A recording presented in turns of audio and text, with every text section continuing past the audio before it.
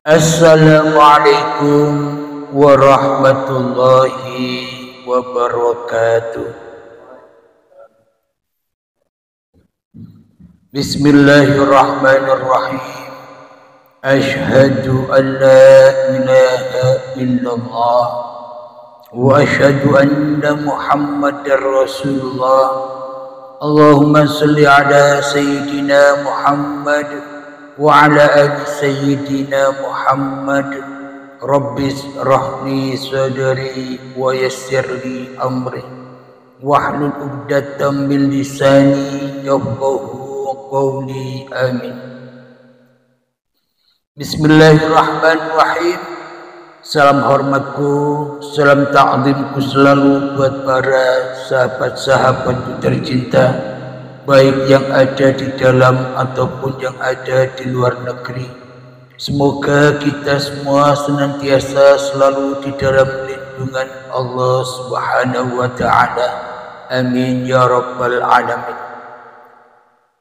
Terkhususnya para jemaah sahabatku yang menghadiri kajian rutinan Kamis malam Jumat ini, semoga Anda yang hadir di sini, semoga Anda diberikan kebahagiaan, rezeki yang barokah. Amin ya rabbal alamin.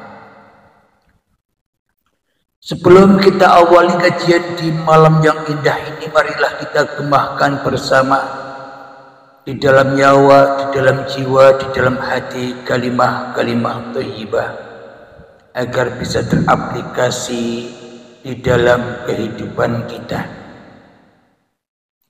Subhanallah walhamdulillah wa la ilaha illallah wallahu akbar wa la hawla wa la quwwata illa billahil aliyyil azim. Sadaqallahul azim. Kita ketahui selama ini seolah-olah manusia bergantung kepada Tuhannya, seperti di dalam ayat Allahus Somad, Allah tempat bergantung atau Allah tempat bersandar seluruh makhluknya. Akan tetapi di sini kita membuat judul, yakni Allah yang bergantung padaku. Allah bergantung kepada manusia dan Allah bergantung kepada seluruh ciptaannya. Memang selama ini kita memahami, seluruh umat manusia yang memeluk suatu agama memahami bahwa Tuhan itu adalah tempat bergantung atau tempat bersandar. Akan tetapi kenyataannya di dalam hati kita bukan Allah sandaran manusia. Akan tetapi sandaran manusia adalah hal yang selain Allah.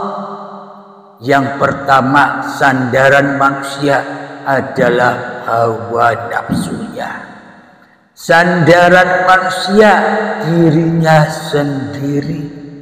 Sandaran manusia uang, dunia, kekayaan, jabatan, keinginan. Itulah sandaran-sandaran manusia yang selama ini manusia berdusta dengan apa yang diucapkannya sendiri. Bila manusia bersandar kepada Tuhannya, mestinya manusianya sudah menyerahkan dirinya, hidup dan badannya kepada Tuhannya, bahkan segala aktivitasnya pun diserahkan semua. Sehingga yang nyata hanyalah la ilaha illallah. Sehingga la maujudan illallah, sehingga hanya Allah yang ada, sehingga hanya Allah yang nyata, sehingga hanya Allah yang hidup, sehingga hanya Allah yang wujud, sehingga hanya Allah yang berkuasa, sehingga hanya Allah yang memelihara manusianya. Bila memang manusia benar-benar bersandar kepada Tuhannya, bila manusia benar-benar bergantung kepada Tuhannya. Akan tetapi bila yang wujud masih manusianya, yang hidup masih manusianya, yang berkuasa masih manusianya, pasti sandaran manusia, bergantungnya manusia bukan kepada Tuhan, tapi kepada kemampuan dirinya sendiri, tapi kepada harta-hartanya sendiri, uangnya sendiri, ilmunya sendiri, amalnya sendiri. Tempat bergantungnya manusia, tempat kembali rojiunnya hati manusia hanya kepada dirinya sendiri. Kenapa? Karena yang dilakukan selama ini hanyalah untuk pemuas hawa nafsunya sendiri-sendiri. Ya termasuk saya. Di sini kita sama-sama belajar.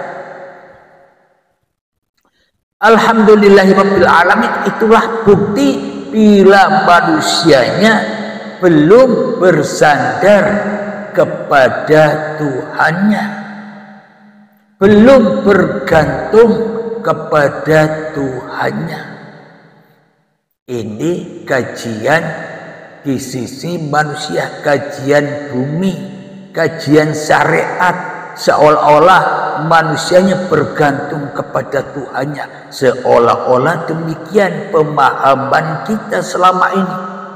Tapi selama ini bagaimana mungkin kita bisa bergantung kepada Tuhan? Bagaimana mungkin kita bisa bergantung kepada Allah? Bagaimana mungkin kita bisa bergantung kepada Allah? Bagaimana mungkin kita bisa bergantung pada Bapa? Bagaimana mungkin kita bisa bergantung kepada Romo? Bagaimana mungkin kita bisa bergantung kepada Gusti, Sang Hyang Widi dan sebagainya, bila kita belum ketemu langsung dengan Tuhan yang disebut-sebut itu.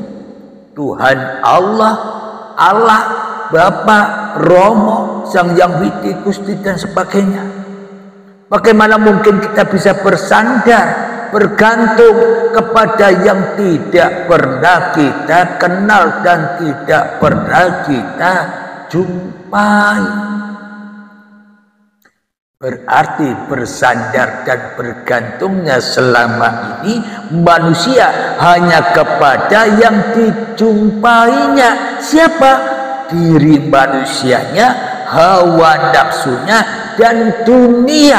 Disitulah kita bergantung, karena yang wujud bagi diri kita itu Allahnya tidak wujud, Allahnya gaib.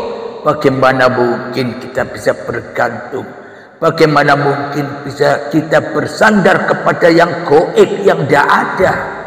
Tidak bisa. Pasti manusia bergantung kepada yang wujud. Tergantung siapa yang wujud di dalam dada manusia.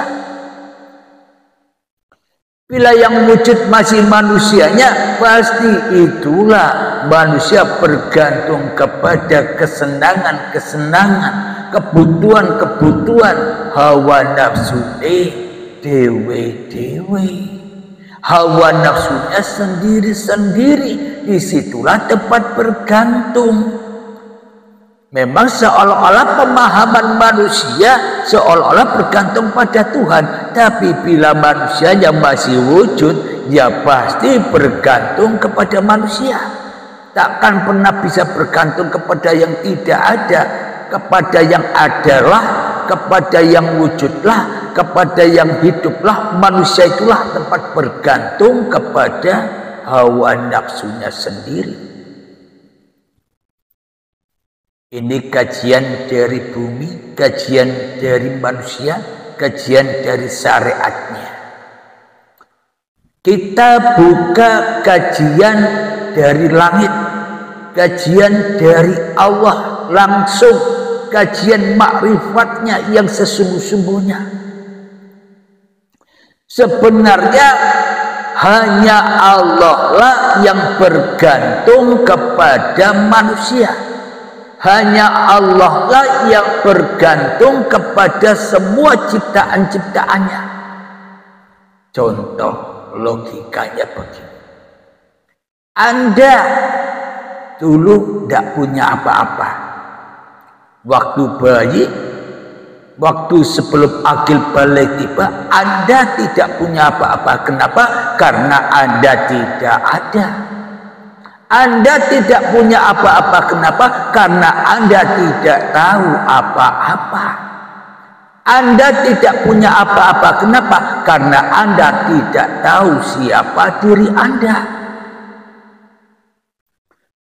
Kemudian ketika Anda sudah tahu diri Anda, ketika Anda sudah mengenal diri Anda pasti butuh apa-apa. Anda pasti bersandar kepada apa yang Anda butuhkan. Pakaian, Anda butuh pakaian.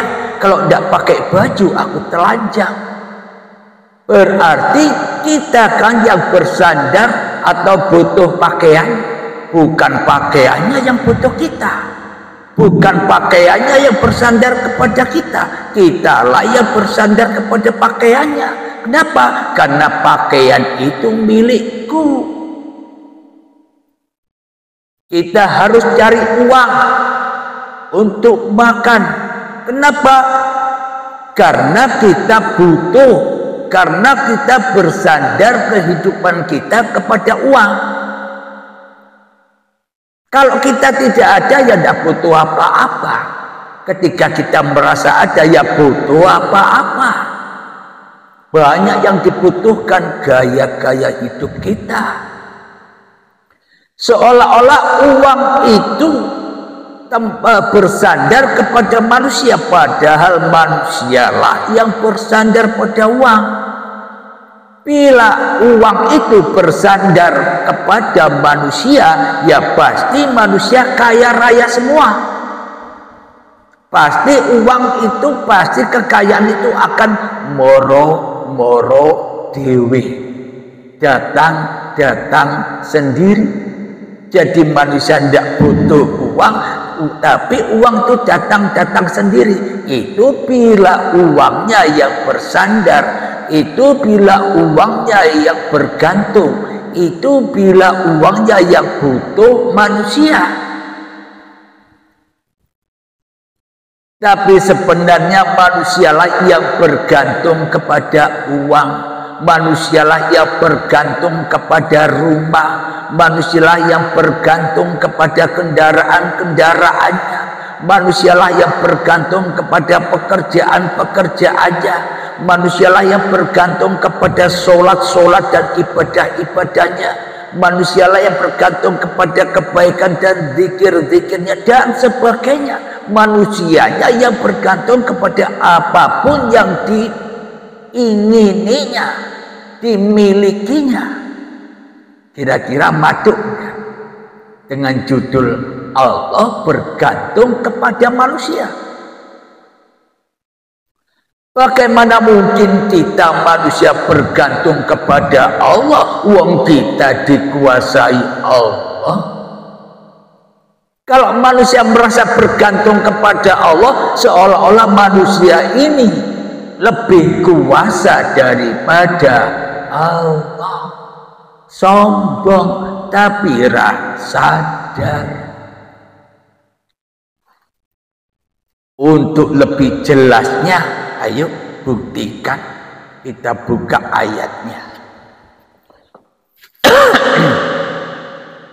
Silakan dibuka surat Al-Baqarah ayat yang ke-30.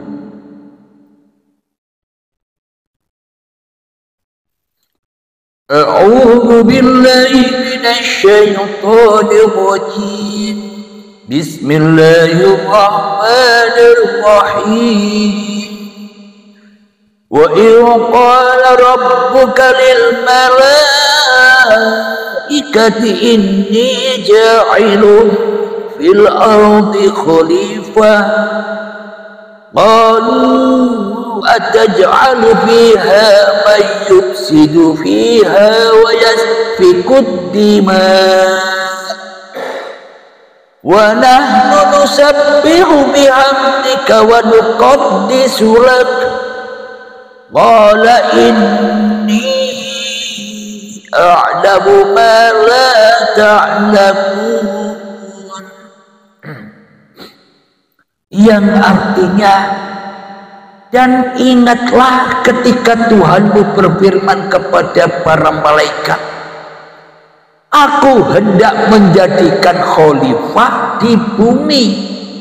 Mereka berkata, apakah engkau hendak menjadikan orang yang merusak dan menumpahkan darah di sana? Sedangkan kami bertasbih memujimu dan mensucikan namamu. Dia berfirman, sungguh aku mengetahui apa yang tidak kamu ketahui. Inilah buktinya Allah bersandar, Allah bergantung, Allah butuh dikenal lewat siapa? Ya lewat kita, lewat manusia, lewat khalifahnya. Ayo, siapa yang butuh? Siapa yang bergantung, yang bersandar itu siapa? Ya yang membutuhkan. Wong kita tidak butuh apa-apa, wong kita tidak ada. Kita tidak butuh apa-apa, wong kita goib. Berarti tiadakanlah diri kita manusia ini, berarti Allah sudah bersandar, Allah sudah bergantung, Allah sudah hadir bersama manusia kita. Inilah buktinya yang selama ini tak pernah dikaji, karena manusia ketakutan bila ada kata-kata Allah bergantung kepadaku. Kamu siapa? Murtad. Karena pahamnya masih paham manusia. Ya lumrah, saya pun juga dulu tidak paham ya begitu. Ya lumrah. Inilah buktinya. Dan ingat ketika Tuhanmu berfirman kepada para malaikat, aku hendak menjadikan khalifah. Kira-kira yang butuh khalifah siapa? Khalifah butuh Allah apa Allah butuh khalifah? Ini buktinya. Apakah engkau hendak menjadikan orang yang merusak dan menumpahkan darah di sana? Ya Allah, malaikat itu sok jago. Berarti dari sinilah kita ketahui bahwa Nabi Adam itu bukan orang, bukan manusia yang pertama. Berarti dulu-dulunya ya ada ciptaan yang sejenis Nabi Adam. Apa buktinya? Malaikat kok tahu? Kalau tidak pernah dicipta sejenis Adam, maka malaikatnya menang wae. Orang apa-apa pun tidak pernah kejadian. Tapi kenapa malaikat ini nyeletuk? Kok seolah-olah malaikat ini tahu, berarti dulu-dulunya pernah ada kejadian penciptaan manusia seperti Adam. Maknanya sebenarnya apa sih? Yang dulunya tidak ada diadakan. Ini maknanya. Ketika manusianya merasa ada, pasti merajalela manusianya. Bahkan Tuhan pun dihancurkan, Tuhan pun dimusuhi, Tuhan pun disaingi di dalam dadanya. Tapi tanpa kita sadari. Kang Fauzi, tolong jahenya bawa sini. Alhamdulillahirabbil alamin. Inilah bukti yang sangat amat nyata bahwa hanya Allah lah yang bergantung kepada ciptaan-ciptaannya. Bila Allah tidak bergantung kepada ciptaan-ciptaannya, bagaimana mungkin Allah bisa menggelar ciptaan-ciptaannya? Contoh, Kang Fauzi butuh HP. Kira-kira HP Anda itu bergantung kepada Anda, butuh kepada Anda, apa Anda yang bergantung yang butuh HP? Anda kan? Nah, sama seperti itu. Kenapa kita butuh HP? Karena kita yang membeli HP, otomatis kita yang merawat, yang menjaga supaya tidak hilang, yang memelihara, dibersihkan agar tetap mengkilat, diberikan pulsanya, datanya. Kita semua yang jaga. Kenapa? Karena kita tergantung, bersandar kepada HP. HP enjoy, why? Wong HP sudah dijaga, wong HP sudah dicukupi, wong HP sudah dipelihara. Maknanya HP-nya yo enjoy, why? Disetel TikTok enjoy, disetel YouTube enjoy, disetel WhatsApp enjoy selalu. Wong HP tak bisa apa-apa dan tak bisa jadi siapa-siapa. Yang nyebut HP itu siapa? Bukan HP-nya, tapi yang menyebut HP ya yang punya HP. Jadi sesungguhnya yang menyebut kita adalah manusia. Siapa? Yang punya manusia, yang menciptakan manusia, yang butuh manusia. Jadi jangan salah paham. Bagi para sahabat-sahabat yang sudah mengikuti bimbingan baiat pasti paham. Enjoy saja. Alhamdulillahirabbil alamin. Untuk apa sih ayat mutasabihat, ayat yang rahasia dan terrahasia ini diungkap? Supaya kita sadar bahwa sesungguhnya yang wujud hanya Allah, yang hidup hanya Allah, yang berkuasa hanya Allah, yang bergelar berpanggung sandiwara di dunia ini hanyalah Allah. Supaya sadar kita ini, dan supaya kita bisa enjoy saja. Haulahu linuriyahu bin ayatina. Itulah tujuan Allah menciptakan khalifah ini. Supaya apa? Supaya nonton Allah sambil makan popcorn, enjoy baik. Wong kita yang dipergerakkan Allah, yang dikuasai Allah. Alhamdulillahirabbil alamin. Kita lanjutkan ayat yang ke-31 di dalam surat Al-Baqarah. وَعَلَّمَ آدَمَ الْأَسْمَاءَ كُلَّهَا ثُمَّ عَرَضَهُمْ عَلَى الْمَلَائِكَةِ فَقَالَ أَنبِئُونِي بِأَسْمَاءِ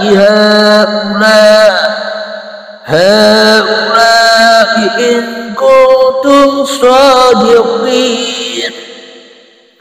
Yang artinya dan diajarkan kepada Adam nama-nama benda semuanya.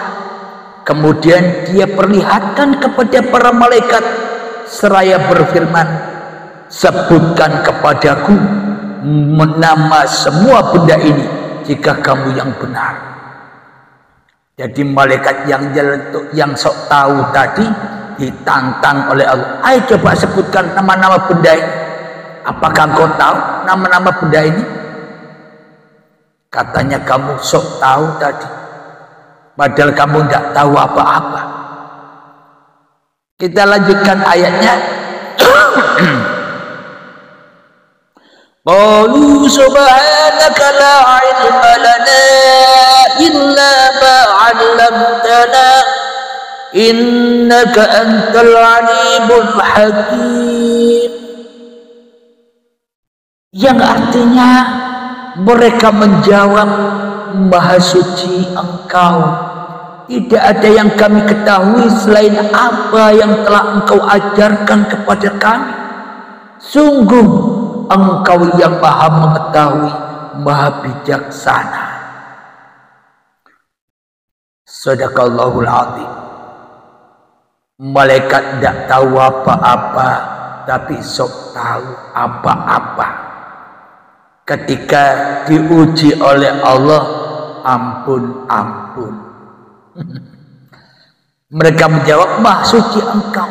Nah, bila malaikat sudah memahasucikan Allah, ngapain komentar? Sama halnya bila manusia yang merasa beriman kepada Allah, ngapain komentar dengan keadaan-keadaannya? Dikasih ujian komentar, dikasih keadaan yang tidak diinginkan komentar. Katanya tahu Allah Maha Suci, tapi kok komentar? Kenapa? Karena manusianya belum tahu Allah. Kita lanjutkan ayat yang ke-33 dari surat Al-Baqarah.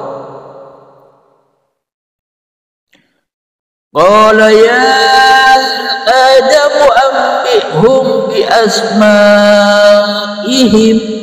falamma anba'ahum bi asma'ihim qala alam aqul lakum inni a'lamu ghaibas samawati wal ardh wa a'lamu ma tubduna wa ma kuntum taktumun.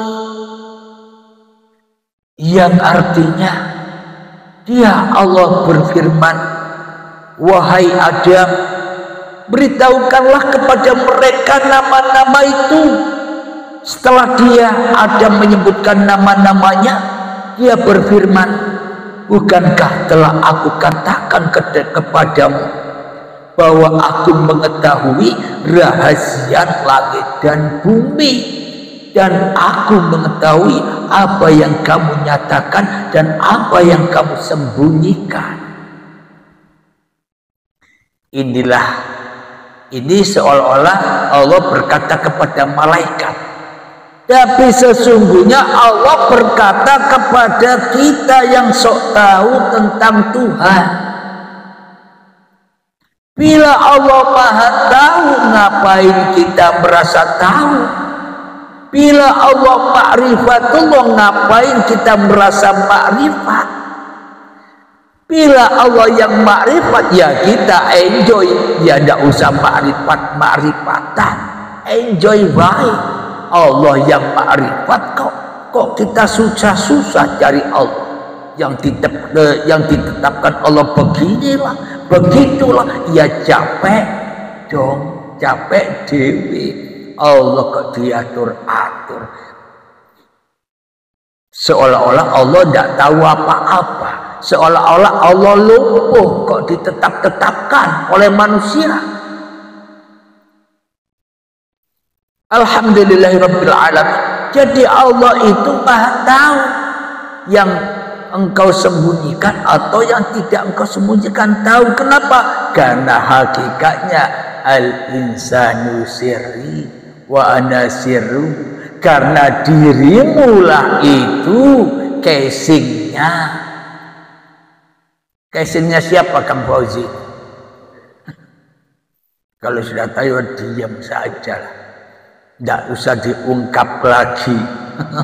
Karena ini rahasia ilahi.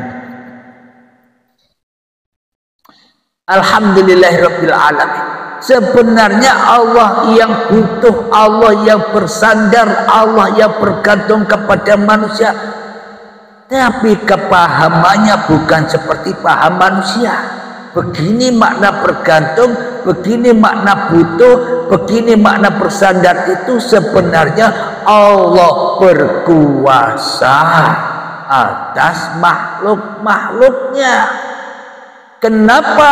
Karena makhluknya tak berkuasa kepada diri makhluknya sendiri. Seperti HP Anda itu tak bisa jaga dirinya sendiri. Kalau tidak Anda jaga, amblas, hilang.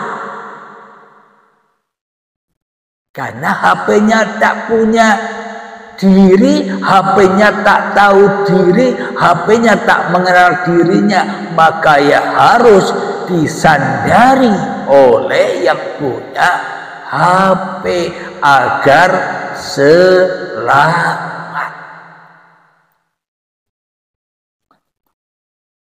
Kenapa Adam kok bisa berkata ini gelas, ini Quran, ini mic, ini meja, ini kopi, ini bermacam-macam nama-nama. Kenapa? Karena di situ ada Allah yang maha menciptakan benda-benda itu. Sedangkan malaikat tak bisa menyebutkan benda-benda itu karena malaikat tak bisa mencipta benda-benda itu. Siapa sih malaikat itu sebenarnya?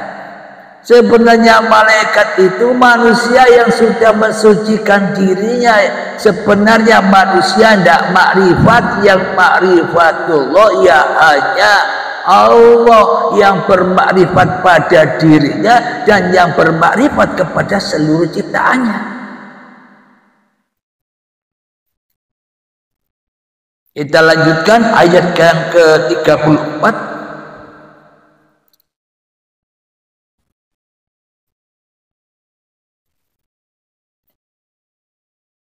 Wa idh qulna lil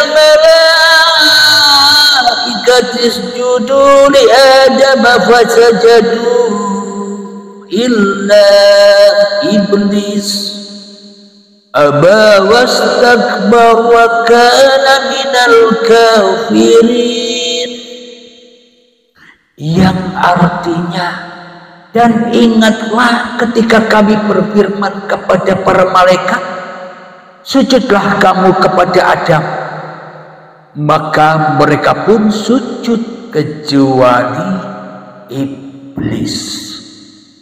Ia menolak dan menyombongkan diri, dan ia termasuk golongan yang kafir. Bagaimana penjelasannya ayat ini secara mutasabbihatnya, secara terrahasia yang belum pernah kita pahami dan yang belum pernah kita dengar selama ini.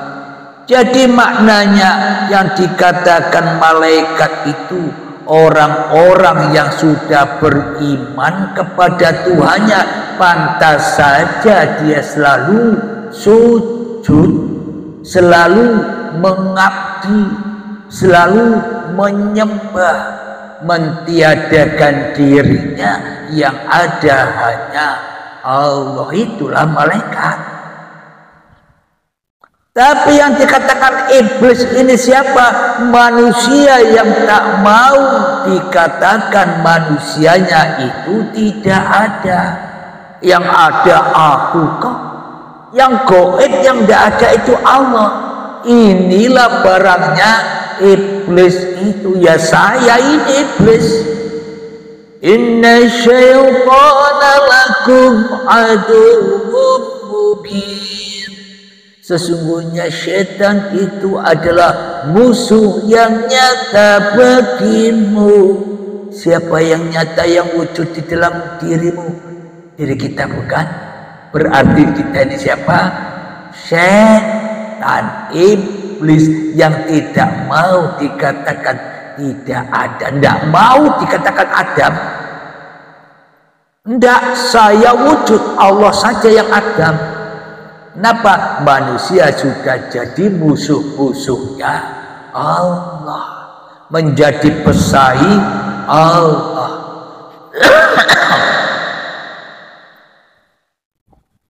Ia menolak. Kenapa manusia tidak mau dikatakan bahwa dirinya tidak wujud?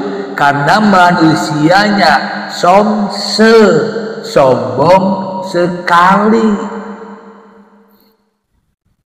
Dan dialah orang-orang yang kafir. Itulah yang dikatakan orang kafir menurut Allah, bukan orang kafir menurut manusia.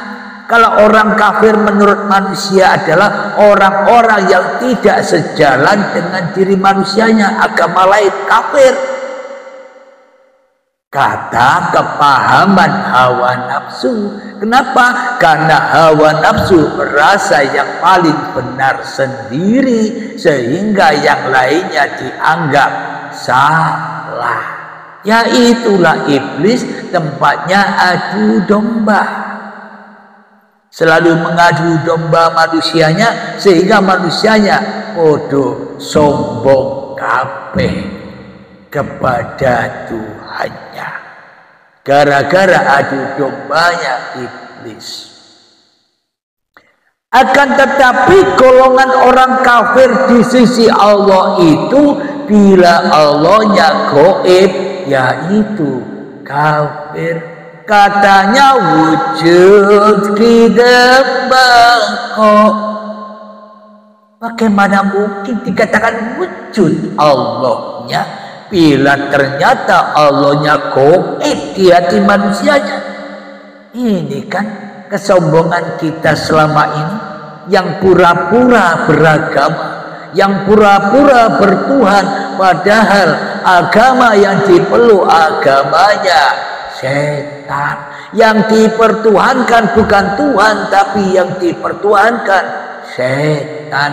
Hawa nafsunya sendiri-sendiri, ya termasuk saya.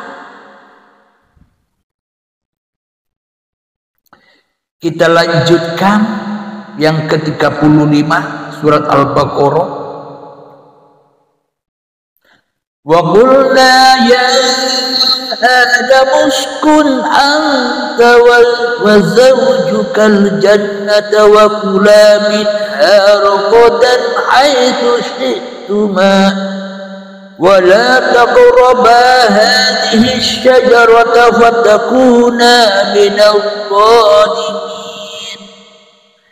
Yang artinya, dan kami berfirman, wahai Adam, tinggallah engkau dan istrimu di dalam surga, dan makanlah dengan nikmat berbagai makanan yang ada di sana sesukamu. Tetapi janganlah engkau dekati pohon ini, nanti kamu termasuk orang-orang yang zalim. Apa yang dimaksud Nabi Adam, tinggallah engkau dan istrimu di dalam surga? Apa maknanya? Dohir batin manusianya itu kan Adam dan Hawa. Apa Adam dan Hawa? Tak ada, ada, tak ada, ada. Itulah Adam dan Hawa. Adam tak ada, Hawa merumongso ada, merasa ada. Jadi sebenarnya itu bukan dua, tapi satu pelaku. Berhubung yang memahamkan kita selama ini setan, supaya apa? Supaya manusianya tambah jauh dari Tuhannya. Ya seolah-olah itu dua sosok. Padahal satu sosok. Awalnya Adam Rauno, tiba-tiba Hawa ono. Dan ketika Hawa ono ini, maka Hawa ini pasti akan mendekati pohon yang dilarang. Apa itu pohon yang dilarang? Hayyun, kayu. Pohon itu adalah ma'ul hayat, air kehidupan. Hidup sudah didekati, hidup sudah diakui sebagai hidupnya manusia. Itulah kenapa, karena manusianya merasa ada. Siapa kalau manusianya merasa ada? Hawa. Adamnya sudah terpisah. Adamnya di ujung selatan, Hawanya di ujung utara. Kenapa? Karena makan buah yang terlarang. Ya dipisahkan. Sampai kapan ketemu? Sampai ketemu dengan pintu baiat. Kalau sudah di baiat baru ketemu. Adam dan Hawa pulang lagi ke dalam surga Jabal Rahmat. Jadi selamanya Adam dan Hawa terpisah. Maknanya manusia tidak rela, tidak ridho bila manusianya dikatakan tidak ada. Aku ada. Hawa nafsu ngeyel, selalu makan buah huldi, sholat buah huldinya, kerja buah huldinya, hartanya buah huldinya, uangnya buah huldinya, semua apa yang dimilikinya, semua itu buah huldinya. Dosa terus, haram terus. Kapan mulai ibadah? Kalau tidak dibaiat buah huldinya, manusia tak akan pernah bisa beriman dan beribadah di dalam surga. Wong asalnya dari surga, ya tempat ibadahnya di surga. Kenapa? Di dunia ini hanyalah tempat orang-orang yang ingkar kepada Tuhannya. Makanya selalu ketakutan dengan dunia. Takut miskin, takut tidak terkenal, takut dihina orang, serba takut. Kenapa? Karena tempatnya siksa. Ini maknanya cerita ini. Ternyata Al-Quran itu sesungguhnya bila kita masukkan ke dalam diri manusianya, ya itulah jadi kodim, jadi kekal. Kenapa kok kodim? Karena ayat-ayat ini sudah ada lebih dulu daripada Al-Quran. Siapakah ayat-ayat itu? Ya keberadaan diri kita ini lebih dulu daripada Al-Quran. Ya tidak? Anda kenal Al-Quran kapan? Dulu mana dengan Anda?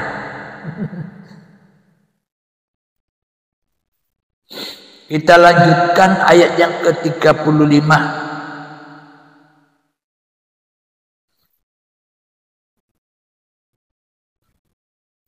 Ayat yang ke-36. وَأَزَلَّهُمَا الشَّيْطَانُ عَنْهَا وَأَخْرَجَهُمَا مِمَّا كَانَا فِيهِ وَقُلْنَا اهْبِطُوا بَعْضُكُمْ لِبَعْضٍ عَدُوٌّ وَلَكُمْ فِي الْأَرْضِ مُسْتَقَرٌّ وَمَتَاعٌ إِلَى حِينٍ. Yang artinya, lalu setan memperdayakan keduanya dari surga, sehingga keduanya dikeluarkan dari segala kenikmatan ketika keduanya di sana surga.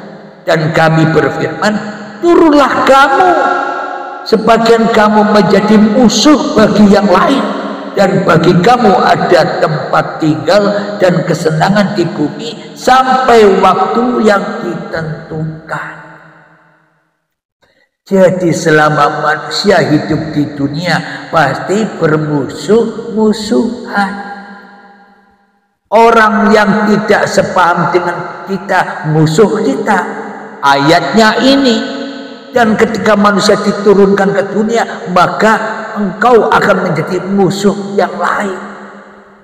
Kenapa? Karena manusianya sombong kepada Tuhannya, yang pasti sombong kepada diri dan kepada manusia yang lain.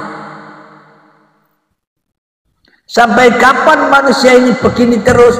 Sebelum ketemu Tuhannya, sebelum almarhum di sisi Tuhan, yang mereka tersiksa terus, perang terus. Jadi perang-perang yang dohir secara fisik yang kita lihat di dunia ini, itulah lambang peperangan di dalam hati kita. Peperangan yang tidak ada putusnya. Dikasih tidak punya uang, lemes. Dikasih tidak punya harta, minder. Tapi dikasih uang banyak, gaya, sombong. Ya itulah musuh-musuhnya. Harta itu sebenarnya yang musuhnya manusia. Manusia-manusia yang tidak mengenal yang punya harta. Manusia-manusia yang tidak mengenal yang punya dunia. Manusia-manusia yang tidak mengenal yang bisa memperjalankan, mensolatkan manusia. Berarti solat yang kita kerjakan sesungguhnya musuh kita sendiri. Solat untuk kepuasan hawa nafsu kita sendiri. Padahal solat di sisi Allah itu aqimis sholata lidzikri, dirikan solat, bukan lakukan solat. Dirikan, jejak now. Berdirikan apa maknanya? Tegakkan bahwa urip iki Allah. Bila tak ada Allah, bila tak ada hidup, apakah badan ini ada? Sedangkan badan ini bukan badanmu, wahai alim. Itu badanku, ciptaanku. Kalau ini badanmu, berarti kamu kan yang membuat badan ini. Ternyata enggak, ya Allah, semua milik kulo. Enjoy baik.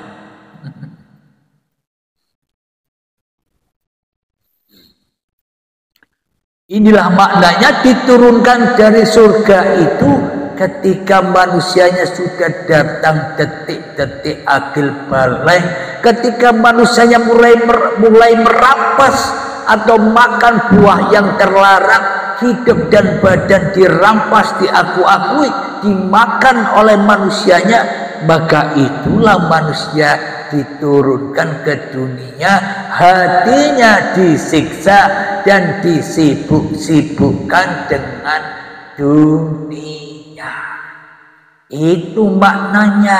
Bukan diturunkan ke dunia seperti film Mr. Bean, turun dari atas ke debu. Bukan begitu diturunkan. Maknanya ketika kita mengenal diri manusia kita yang ada, itulah kita sedang diturunkan ke dunia dan dibakar dengan dunia. Sampai kapan? Sampai waktu yang ditentukan. Ketika datang Bai'atul Akbar, Syakaratul Maut. Kita lanjutkan Al-Baqarah ayat yang ke-37. Fatalaqa Adamu min Rabbihi kalimatin fataba alaihi innahu huwat tawwabur rahim. Yang artinya kemudian ada menerima beberapa kalimat dari Tuhannya, lalu dia pun menerima taubatnya. Sungguh Allah Maha menerima taubat, Maha penyayang. Apa rahasia Adam menerima beberapa kalimat ini? Adam menerima beberapa kalimat ini apa maknanya? Ketika manusia sudah menerima di dalam hatinya La ilaha illallah, Ketika manusia sudah menerima Allah sebagai Tuhan dan sebagai penguasanya, ya itulah la ilaha illallah. Ya disitulah maka dosa-dosanya manusia diterima tobatnya. Tapi bila masih la ilaha illa Abdul Halim, la ilaha illa Nas, la ilaha illa Fauji, la ilaha illallah, la ilaha illa Kang Baktiar, ya belum diterima tobatnya. Wong yang ada masih manusianya yang jadi Tuhan. Jadi orang-orang yang diterima tobatnya adalah ketika manusianya sudah, ya ayyuhalladzina amanu udkhulu fis-silmi kafah. Ketika manusianya masuk ke dalam agama Allah secara keseluruhan. Apa maknanya?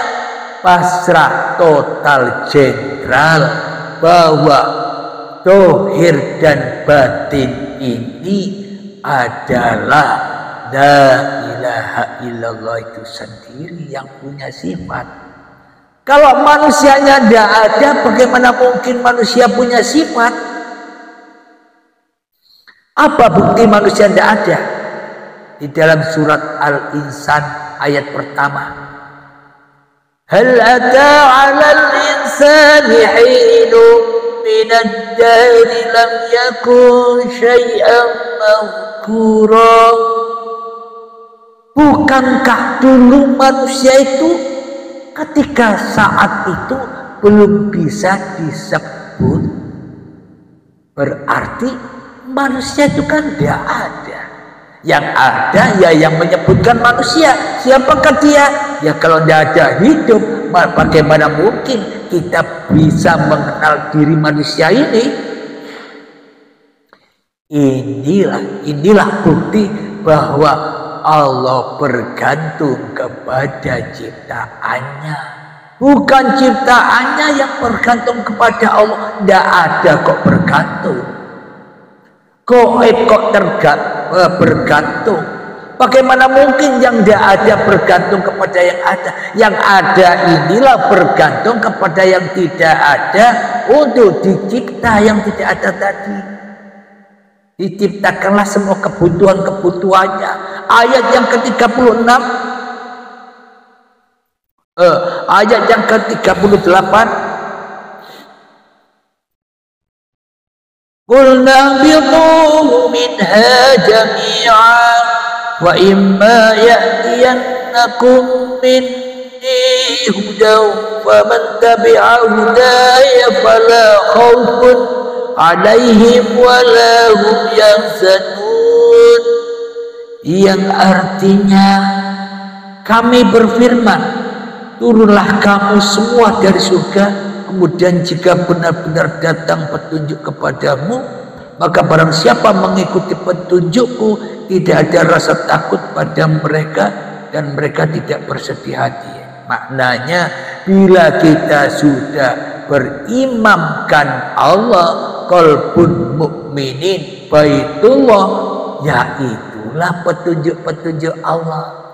Kang Bahtiar datang ke sini sesuai petunjuk Allah apa petunjuk setan? Petunjuk Allah. Kenapa setan tidak bisa memberi petunjuk? Hanya Allah yang ada. Kang Bahtiar dikuasai oleh Allah. Kenapa? Allah bersandar kepada Kang Bahtiar.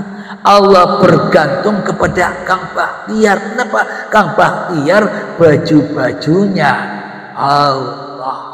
Kalau tidak pakai Kang Bahtiar, Allah telanjang, tidak kelihatan, ya kan? Ketika Kang Bahtiar mulai tampil, baru kelihatan Allah yang berpanggung sandiwara. Bila manusia mengikuti petunjuk-petunjuk Allah, yakni manusia yang sudah terbaiat hatinya, sudah tidak jadi Tuhan lagi, maka yang ada hanya petunjuk-petunjuk Allah. Kenapa? Setan, manusia, malaikat sudah tidak ada artinya lagi. Bila yang ada hanya Allah. Kita lanjutkan ayat yang terakhir, yang ke-39.